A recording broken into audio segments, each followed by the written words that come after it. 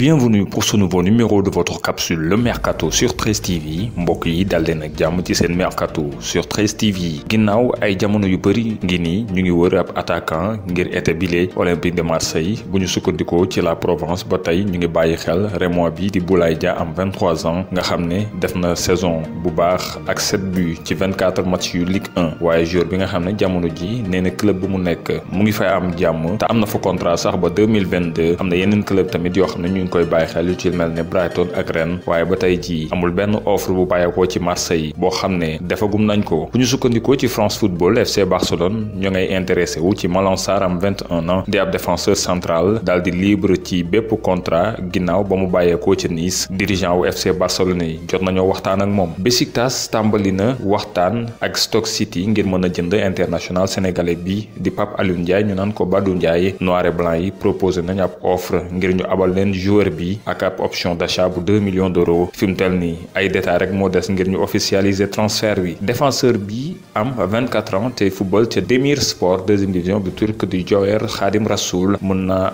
daal di rejoindre élite bu championnat bu Turquie niki saison bi ñu jëm défenseur sénégalais bi ay club yu ci mel ne Galatasaray ak Besiktas ñu ngi koy bàyyi xel Joher Khadim Rassoul nekk ci contrat ba juin 2022 ak Demirspor jot na fa football 25 matchs ci deuxième division dugal benn but def ñaari passe décisive ginnaaw saison bu décevante bu ñu def ba tax ñu jël 7e place ci Super League bi Fenerbahçe ñu ngay yëngatu ci marché des transferts yi club bi nekk ci Istanbul xamle nañu niki talaata ji ne attaquant sénégalais bii di Mame Baba Thiam signé na fa moom sénégalais bi nga xam ne dugal na 12 buts ci 25 matchs yu championnat saison bi weesu ak Kazim Passa daal di am 27 ans dafa libroon ba tax mu signé ab contrat ngir benn saison ak beneen ci ab option ginnaaw ba ñu ko tàggatee ci Italie jot naa jaar ci championnat yu bëri moom ancien joueur bu PAOK Salonique bi ak bu Zulte Waregem bi bii mooy doon 12e club ci carrière am ailier gauche sénégalais bi di Moha Keita am 20 ans bàyyeekoo na ci FC Andorra ngir dem ca Getafe foofee nga xam ne naataangoom bi di Amath Ndiaye Diédhiou fa lay football durée contrat bi ak la ñu ko jëndee nag joxewuñu ko muy xibaar.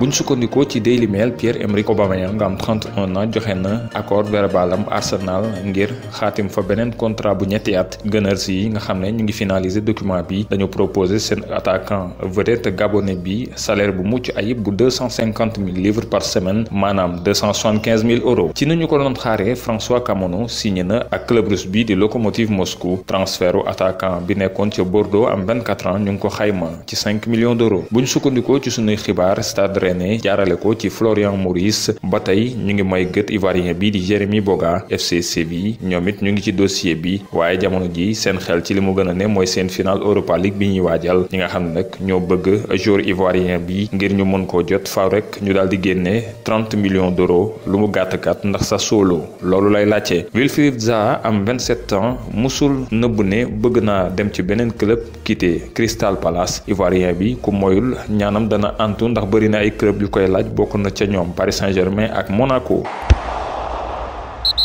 Si Jadon Sancho devrait normalement échapper aux Red Devils, ces derniers ne resteront pas inactifs pour autant. Selon Sky Sport, Manchester United a ainsi ciblé l'ailier de la Juventus, Douglas Costa, âgé de 29 ans. Arrivé à Turin en 2017, l'ex-joueur du Bayern n'a pas été beaucoup utilisé par Maurizio Sarri cette saison. Il est sous contrat jusqu'en 2022. Après l'élimination de son équipe samedi face à Lyon en quart de finale de la Ligue des Champions, la presse anglaise a commencé à remettre en question le technicien espagnol Pep Guardiola, jugé intouchable. Le nom de Mauricio Pochettino, libre depuis son départ de Tottenham, avait été cité, mais les Sky Blues veulent continuer avec Guardiola. Ce lundi, Mundo Deportivo et le Télégraphe assurent que l'ancien coach du Barça n'est pas menacé à City et que les discussions concernant sa prolongation de contrat ont débuté. Ce mardi, les Sky Blues justement ont officialisé le départ du gardien âgé de 37 ans Claudio Bravo après 4 saisons. D'après la presse espagnole, il pourrait rebondir du côté du Real Betis. Alors que tout semblait bouclé avec la Lazio, l'ancien joueur de Manchester City David Silva, qui va avoir une statue à son effigie devant l'Etihad Stadium, s'est finalement engagé avec la Real Sociedad dans un deal qui a pris tout le monde de court. Il a signé un bail de 2 ans avec l'écurie de San Sebastián. Il vient remplacer Martin Odegaard, rapatrié plus tôt que prévu par le Real Madrid. Cet été, la Juventus a décidé de faire un grand ménage. Andrea Pirlo, nommé entraîneur il y a quelques jours, aurait signifié à Gonzalo Higuaín qu'il ne comptait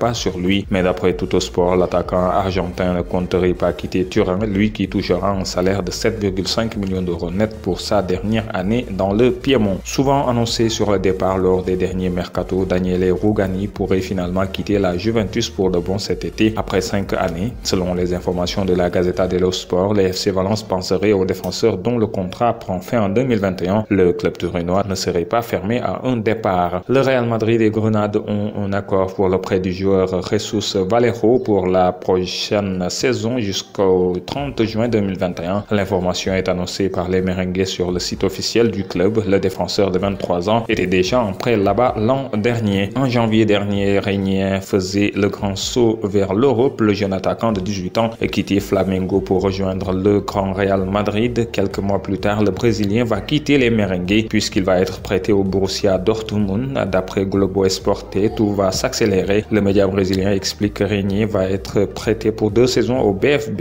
où il pourra poursuivre son apprentissage en Europe. Le joueur est en Allemagne et son arrivée devrait être officialisée très vite. Ancien grand joueur du Barça, Eric Abidal n'a pas réussi à faire la transition en tant que directeur sportif. Après 2 ans mitigés passés dans ce rôle, l'ancien international tricolore a résilié son contrat d'un commun accord avec le FC Barcelone. Attendu dans la journée pour succéder à Quique Setién, Ronald Koeman a déjà une idée bien précise de ce qu'il attend pour son FC Barcelone et le néerlandais ne fera pas de cadeau et souhaite déjà voir partir plusieurs cadres du club à commencer par Luis Suarez, Ivan Rakitic, Arturo Vidal et Samuel Umtiti. Et le Periodico indique que Sergio Busquets et Jordi Alba pourraient eux aussi être sacrifiés en cas de belle offre.